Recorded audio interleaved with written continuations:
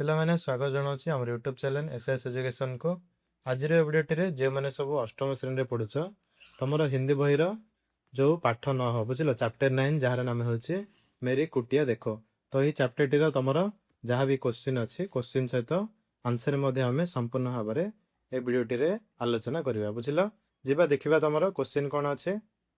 Okay, ଦେଖ first ଅଛି ତୁମର ବାତଚିତ के लिए। ଦେଖ ଏଠି କ'ଣ କହିଛି, 1 ନମ୍ବରରେ କହିଛି कि आपके घर के आसपास महल है। महल माने जानथिबो जो कोन प्रासाद। तो सेठी कोन पचारछि तमरो घर आख पाखरे कोनोसी प्रासाद अछि के बोले पचारछि। तापरे कोन कहछि ना महल में क्या क्या सामग्री होती है। यार अर्थ कोन ना सेही महल रे प्रासाद रे केउ केउ सामग्री थाए बोले कहछि। तापरे कोन आपस में चर्चा कीजिए। एठी कोन कहछि निज निज भितर आलोचना करंतु। देखिबा एटार आंसर कोन हे परिबो।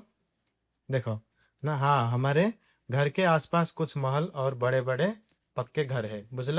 यार अर्थ कौन, हाँ आमर आखपाखे घर आखपाखे केते गुड़े महल आउ कौन बड़ कौन पक्का घर मध्य अच्छी बोली कहीपर। तापर कौन महलों में बहुत सी सुख सुविधाएं वाली चीज होती है। महल रे कौन महल गुड़िक बहुत सुख सुविधा मिलला भाया सामान गुड़िक थाए।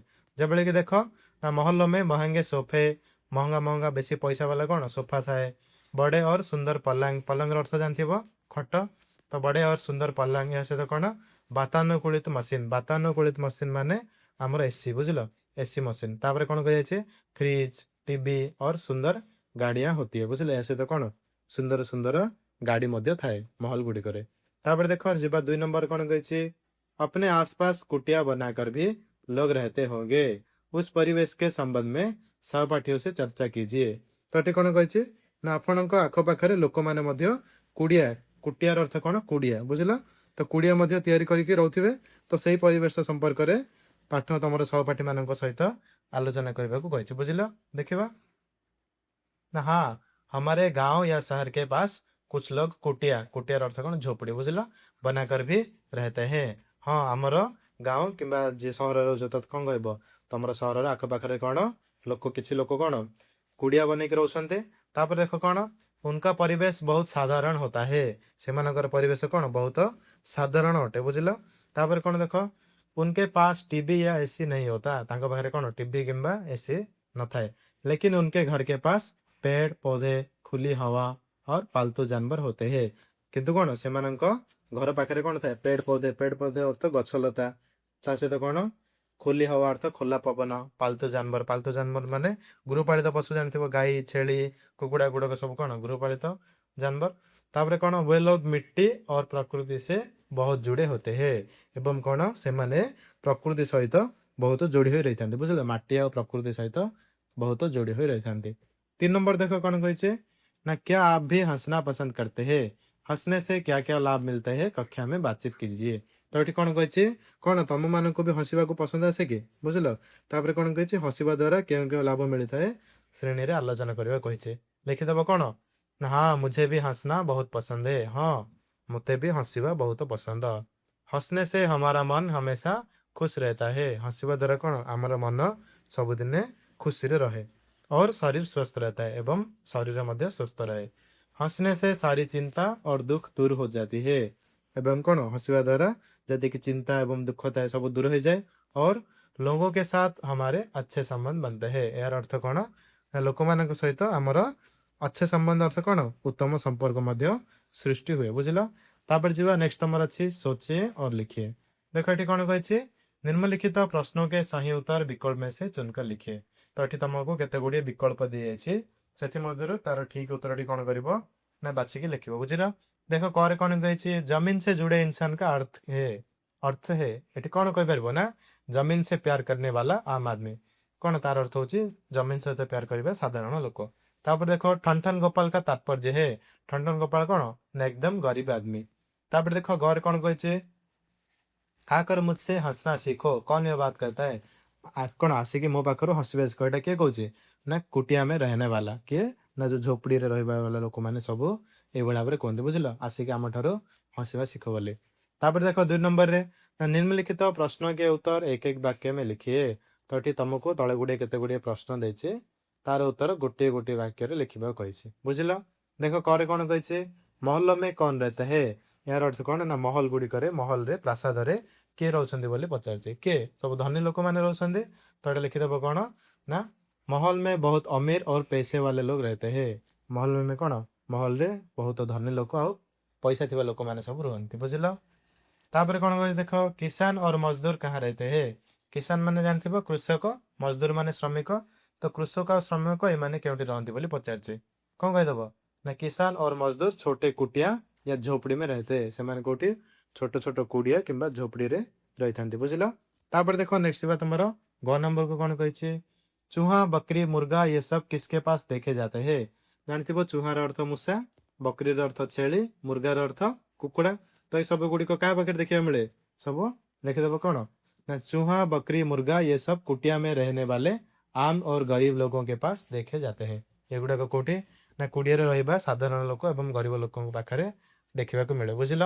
तापर देख घरे कौन कही महल वालों को कौन ललकारता है यहाँ कौन ना महल वालों को कुटिया में रहने वाला एक गरीब लेकिन खुशहाल इंसान ललकाराता है यार अर्थ कौन ना महल वाला को कुड़िया रोथुवा जड़े गरीब किंतु खुशी मिसाज लोक कौन ललकारता है अर्थ कौन ललकारता है अर्थ हूँ आह्वान देता है बुझिल तापर देख 1 नंबर को कौन कही तेज दिमाग किसे कहा गया है यार अर्थ कौन ना तीक्ष्ण बुद्धि तेज दिमाग अर्थ कौन तीक्ष्ण बुद्धि क्या कहुए बोली पचार क्या ना तेज दिमाग उन अमीर लोगों को कहा गया है जो अपने दिमाग का इस्तेमाल करके करोड़ रुपए कमाते हैं तो धनी लोक से कहुए जो मैंने कौन निजर बुद्धि खटेकी करोड़ रुपया पूरा कमाउछन्ति बुझिल ना गरीब लोक मैंने कौन केवल खाली परिश्रम ही करथांती से माने कौन बुद्धि किसी भी खटाऊ नांती तापर देखो जीवन नेक्स्ट तुम 3 नंबर को देखो 3 नंबर कौन कही निम्नलिखित प्रश्न के उत्तर 2-3 वाक्य में लिखिए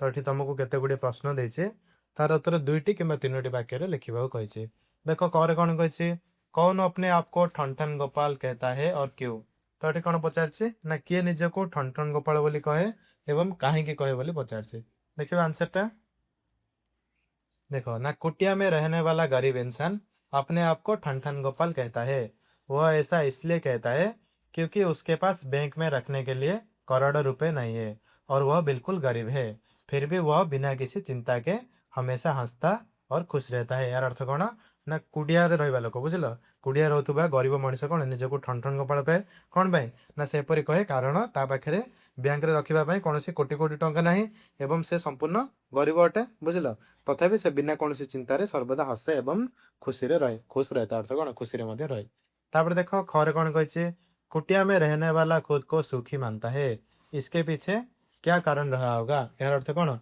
ना जो कुड़िया रहा लोक निजक कौन कहते सबुदिने खुशी खुशी अच्छी बोले मन करती तो यह पछरे कारण कौन थाई पारे बोले पचार कौन कह ना कुटिया में रहने वाला खुद को सुखी इसलिए मानता है क्योंकि वह प्रकृति के बहुत करीब है आम कौन कुड़िया रोथुवा लोक मैंने निजक सुखी मन करती कौन पाए ना कारण से प्रकृतिर बहुत निकटतर है बहुत करीब अर्थ कौन बहुत निकटतर जानते से चारिबारटे कौन गछ लता माटी एगुड़ाक सब नदी एगुड़ाक थाए मात्र सहर रहा लोक कौन देखिए जी अपार्टमेंट रहे तार चारिबड़े कौन खाली घर होगा थी बुझिल ना तापर देखो कौन उसे धरती की ममता शुद्ध हवा और सच्ची शांति मिलती है यह सहित कौन ताको धरित्रीर ममता शुद्ध हवा अर्थ कौन विशुद्ध पवन एवं प्रकृत शांति मिलता है बुझल तापर कौन कही ना वहाँ आसमान में सूरज चांद और तारे बहुत साफ दिखाई देते हैं सेठी कौन ना आकाश में सूर्य चंद्र तारा बहुत सफा देखा जाते और आसपास सभी जीव जंतु मिलजुल कर रहते हैं एवं कौन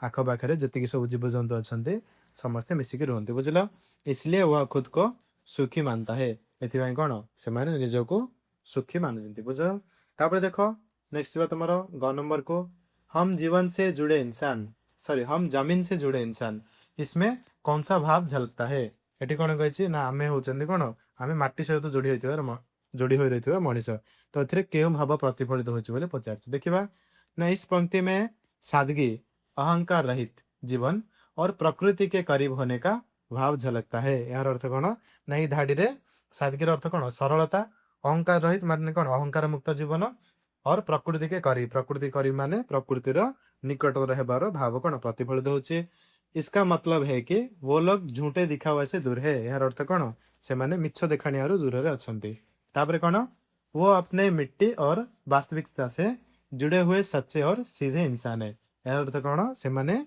ନିଜର ମାଟି ଏବଂ ବାସ୍ତବିକତା ସହିତ ଯୋଡ଼ି ହୋଇ ରହିଥିବା ସତ୍ୟବାଦୀ ତଥା ସରଳ ମଣିଷ ଅଟନ୍ତି। ବୁଝିଲ? ତାପରେ ଯିବା ଅନୁମାନର କଳ୍ପନା। ଏଠି କ'ଣ ତମକୁ ଅନୁମାନ କରିକି କଳ୍ପନା କରିକି କହିବାକୁ କହିଛି। ଦେଖ ଏକରେ କ'ଣ କହିଛି, कुटिया में क्या क्या सुख सुविधाएं नहीं होते जो महल में होती है, कक्षा में चर्चा करके इसकी एक सूची बनाइए। तो ये तुमको कौन कही ना आम कुड़िया थाए। बुझल? तो कुड़िया क्यों क्यों सुख सुविधा न थाए जोटा कौन आम प्रासादर थाए। बुझल? तो सहीटा श्रेणी आलोचना करके तार गोटे तालिका प्रस्तुत करने कही। कौन आम लिखिपर देख ना कुटिया में वह सुख सुविधा नहीं होती जो महल में होती है। तो कुटिया कौन से भाव में सुख सुविधा न थाए जोटा कौन आम प्रासाद महल रे थाए। तो महल में वातानुकूलित कमरे माने कौन जानते एसी। जब तुमको कौन लगे गरम लगे तो तुम ठंडा कर देव। तापर देख महंगे सोफे, कौन महंगा सब सोफा, बड़े बड़े पलंग, टीवी, फ्रिज और नौकर चाकर होते हैं। बुझल? एवं कौन या सहित नौकर चाकर मध्य कौन सब चाकर वाकर मध्य रही। तापर कौन कुटिया में रहने वाला लोग मिट्टी पर सोते हैं और उनके पास ये महंगी चीज नहीं होती है। तो जो मैंने सब कुड़िया रहती झोपड़ी रहती से मैंने कौन माटी रे शोता। बुझल ना? से पाखे कौन यही सब सामग्री न थाए। बुझल? तापर जी देख 2 नंबर कौन कही, अब वायु प्रदूषण बढ़ गया है। ऐसी स्थिति में शुद्ध वायु पाने के लिए आप क्या करना चाहते हैं, अपने सहपाठियों को सुनाइए। यार अर्थ कौन, एवं कौन है सब वायु प्रदूषण बढ़ चलती। तो एपरी स्थिति में तुम विशुद्ध वायु पाइबा तुम कौन करने को चाहूँ, तुम कौन कही ना सहपाठी मान सहित आलोचना करने कही। देख ना शुद्ध वायु पाने के लिए हम सभी को ज्यादा से ज्यादा पेड़ पौधे लगाने चाहिए। हम मान को कौन अधिक अधिक गछलता लगे पड़ो। कारण जानते गछ सब कौन करता सब अंगारकाम्ल बाष्प जाक नहीं कि अम्लजान छाड़ी थाए। अंगारकाम्लटा हूँ विशुद्ध, आमको कौन दरकार अम्लजान दरकार। तो से आमको अधिक गछलता लगेगा पड़ो। तापर कौन हमें पेट्रोल डीजल वाली गाड़ियों को कम इस्तेमाल करना चाहिए। जी सब पेट्रोल डीजल गाड़ी आसे कौन धुआं बाहर सेटा को आमको कम व्यवहार करा पड़ो। आम कौन इलेक्ट्रिक सब व्यवहार कर। देख धुआं फैलाने वाले कारखानाओं को कौन कही सहर से दूर लगाना चाहिए। जो सब कारखाना गुड़िक सब धुआं बाहर से गुड़ कौन ना सहर ठारू दूर में स्थापना करने उचित बोली कही।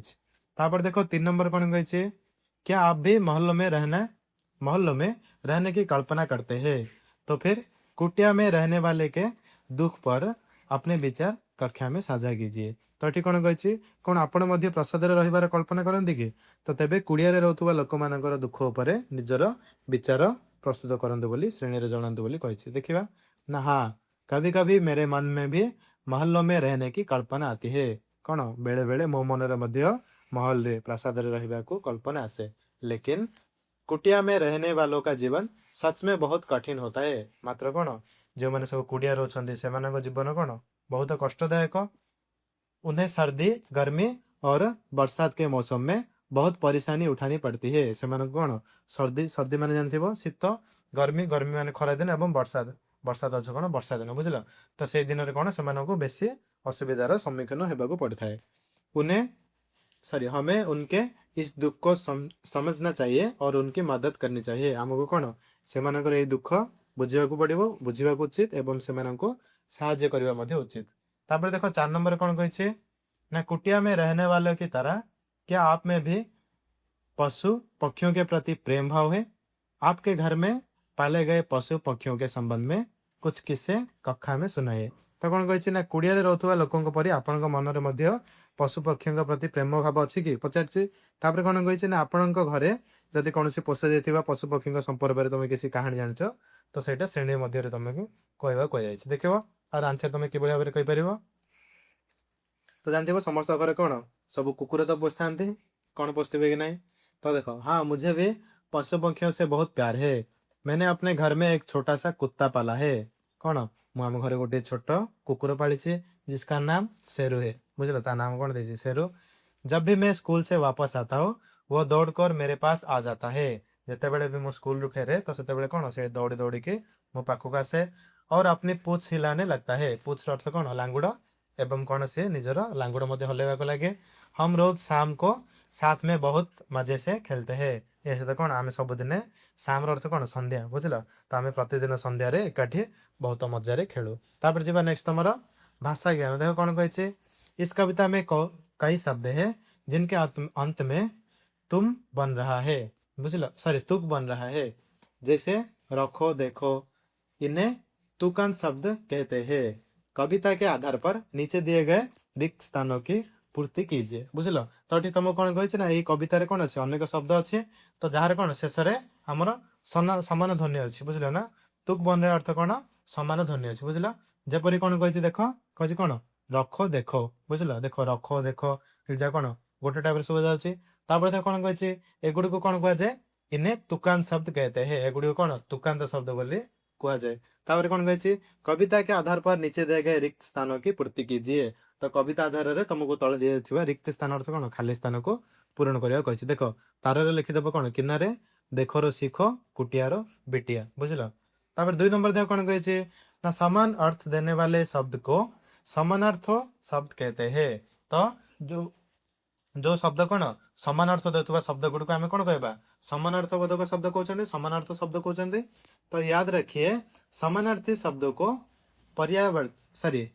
पर्यायवाची भी कहते हैं। यह शब्द कौन आमर जो समानार्थ शब्द अच्छी से गुड को आम कौन कही पर्यायवाची कही। बुझल तापर कौन कही ना, नीचे दिए गए शब्द के पर्यायवाची रूप लिखिए। यार अर्थ कौन ना, तले केते गुडे शब्द देछि तार पर्यायवाची रूप को लिखिबा कहिछि। बुझल देखो महल रही कौन भवन, आ कौन हो हवेली मध्य हो पार, कुटिया रही कौन झोपड़ी हो, कुटीर मध्य हो, धरती रही कौन पृथ्वी, वसुधा मध्य हो कि नहीं से भाव में सूरज रही सूर्य, रवि मध्य हो, चांद रही कौन चंद्रमा, शशि मध्य हो, मलय रही कौन हवा आउ पवन मध्य हो पार। बुझल तापर देखो नेक्स्ट बार 3 नंबर को कौन कही, इस कविता में ठन ठन गोपाल जैसे पदों का प्रयोग किया गया है। इसका अर्थ है कौन ना, कंगाल यानी बहुत ही गरीब। तो यही आमर कवितार ठन ठन गोपाल बोली व्यवहार कर यार अर्थ होची कौन बहुत गरीब। बुझल कंगाल बा बहुत गरीब। ऐसे लक्षण कौन कही, ऐसे लक्षण के अर्थ देने वाले पद या पद समूह को मुहावरा कहते हैं। नीचे कुछ मुहावरे अर्थ सहित दिए गए हैं, अपने शिक्षकों के सहयोग से इनका वाक्य में प्रयोग कीजिए। तो ये तुम केते गुड़े मुहावरे शब्द अर्थ दी जाइए, कौन कही वाक्य रे व्यवहार करिया कही। देखो जेबली देछि कौन गुदड़ी का लाल, गुदड़ी का लाल अर्थ होछि कौन ना, साधारण परिवार में योग्य व्यक्ति का होना। से भाव आंखों का तारार अर्थ कौन बहुत प्यारा, अंधे की लकड़ी अर्थ एकमात्र सहारा, कान का कच्चर अर्थ कौन हर बात पर विश्वास करने वाला। तापर कौन कही अकल का दुश्मन, अकल का दुश्मन अर्थ मूर्ख। बुझल देखो आपने कि हमें वाक्य गठन करें कि नहीं। देखो फास्ट रे गुदड़ी का लाल लिखिदेव कौन, हमारे पूर्व राष्ट्रपति अब्दुल कलाम जी एक गरीब परिवार से थे। तापर कौन कही परवेश सच में गुदड़ी के लाल साबित हुए। यार अर्थ कौन ना, आमर पूर्वतन राष्ट्रपति अब्दुल कलाम जी एक गरीब परिवार थिले, किंतु से कौन सतरे गुदड़ी लाल भाव में प्रमाणित होते। तापर देखो आंखों का तारा, यहाँ कौन लिखिदेव ना, हम हर बच्चा अपने माता पिता की आंखों का तारा होता है। यार अर्थ कौन ना, सब जेतिक पिला अछंती प्रत्येक पिला निज बापा मांगर आखिर तारा होता। तापर देखो अंधे की लकड़ी कौन कहीदेव, रामू अपने बूढ़े माता पिता के लिए अंधे की लकड़ी के समान है। रामू कौन निजर बुढ़ा माता पिता अंधर लौड़ी सामान अटे। अंधर लौड़ी मान जानते अंध जो भाव में बाड़ी बिना चली पारे ना, से भाव में कौन वृद्ध बापा मांकर ये सहारा होता है। तापर देखो कान का कच्चा ना, किसी की भी बात सुनकर अपने दोस्त से झगड़ा मत करो, इतना कान का कच्चा होना अच्छी बात नहीं है। यार अर्थ कौन ना, कौन कहार भी कथा शुणिकी निज सांग सहित झगड़ा कर ना, यहाँ कौन कह कौन एते कान कहवा भल माने एते कान कहवा भल कथा नहीं। बुझल तापर देखो अकल का दुश्मन, उसे कितना भी समझाओ वह नहीं समझेगा, वह तो एकदम अकल का दुश्मन है। बुझल तो कौन कही जिते बुझाइले से बुझा ना, से कौन एकदम कौन अकल का दुश्मन माने बुद्धिर शत्रु अर्थ कौन मूर्ख अटे। बुझल तापर देखो नेक्स्ट तुम अच्छी पार्ट्स आगे, तो गुड़िक सब तुम निजे निजे आलोचना कर। तुम ये चैप्टर टे जहाँ भी क्वेश्चन था क्वेश्चन सहित आंसर डिस्कसन कले। वीडियो भल लगी लाइक करिया भूलिबेनी, चैनल को सब्सक्राइब करिया भूलिबेनी। किभली लगिला तुम कौन कर कमेंट माध्यम मते जणाई पारिबो। बुझल।